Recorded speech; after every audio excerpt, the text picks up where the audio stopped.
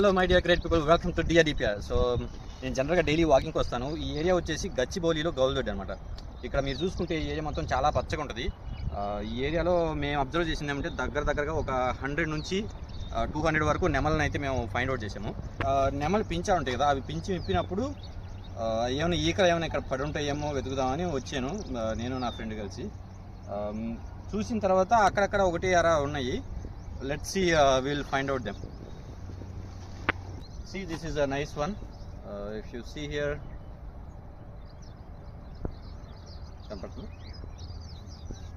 see, ikkada ఒకటి ఉంది. Okay, ఇదైతే లేదు. See, this is awesome one. చూడండి.